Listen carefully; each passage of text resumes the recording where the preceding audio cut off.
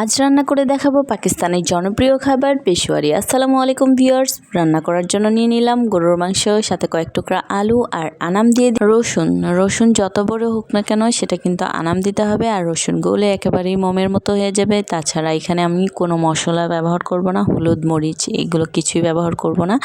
যা দিব সবগুলো হচ্ছে আনাম এবং আদা টুকরাগুলো অবশ্যই স্লাইস করে কেটে সুন্দর করে মোটা মোটা করে দিবেন, যাতে করে দেখতে সুন্দর লাগে আর রান্না করার সময় সুন্দর ঘ্রাণ আসে। আর আমাকে যদি কেউ প্রশ্ন করে যে এই তরকারির নাম তুমি কি দিতে চাও, তাহলে আমি সহজ বাংলা ভাষায় বলবো এটা মশলাবিহীন তরকারি।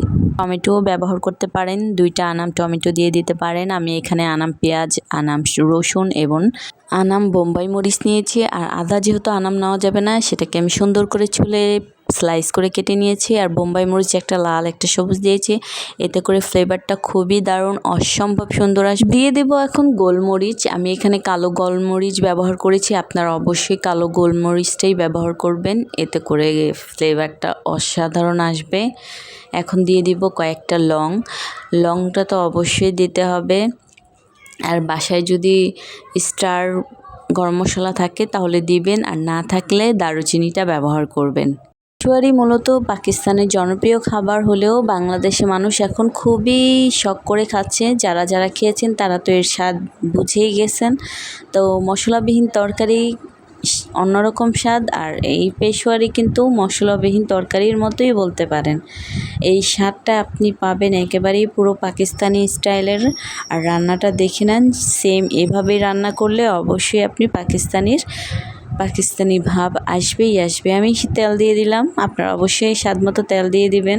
যারা পেশোয়ারি খেয়েছেন তারা অবশ্যই জানেন যে এটার স্বাদ কেমন। আর এটা যারা একবার খেয়েছেন তারা দ্বিতীয়বার খাবেন, এটা একেবারে মিস নাই। তো আমি যেভাবে রান্না করেছি এভাবে রান্না করলে পুরোই পাকিস্তানি স্টাইলের রান্না হবে। আর যেহেতু আমি সেম টু সেম দেখিয়ে দিয়েছি, আর এক্সট্রা আপনারা দিতে পারেন টমেটো আমি স্কিপ করলাম, যেহেতু টমেটো আমি দিইনি। আর আপনারা টমেটো খেতে চাইলে সেক্ষেত্রে 2টা টমেটো দিয়ে দিবেন। সব কিছু রেডি হয়ে গেছে, এখন আমি চুলায় দিয়ে দিব। চুলায় দিয়ে সুন্দর করে জাল দিতে হবে আর রান্না করতে হবে ঘন্টা জুড়ে। অবশ্যই 40 থেকে 45 মিনিট রান্না করবেন মিডিয়াম আছে। আর একটু পরপর হচ্ছে নাড়া দিয়ে দিবেন, যাতে করে প্রপারলি সিদ্ধ হয়ে যাক। গরুর মাংসটা একেবারেই হাত দিয়ে যেন ভাঙা যায় সেভাবেই যেন সিদ্ধ হয়। দেখতেই পাচ্ছেন হয়ে গেছে প্রায়। কালারটা কিন্তু অসাধারণ হয়েছে, একেবারেই বলতে পারেন পেশোয়ারি অরিজিনাল পাকিস্তানি পেশোয়ারির মতো হয়েছে। আমি অবশ্যই বাসায় বেশ কয়েকবার রান্না করেছি, আর এবার ভাবলাম যে রান্না করতে করতে ভিডিওটা দিয়েই দিই। আর খেতে কিন্তু অসাধারণ লেগেছে, দারুণ মজা। আপনারা অবশ্যই বাসায় ট্রাই করবেন। দেখেন এই হচ্ছে পেশোয়ারির ফাইনাল লুক, দেখতে কিন্তু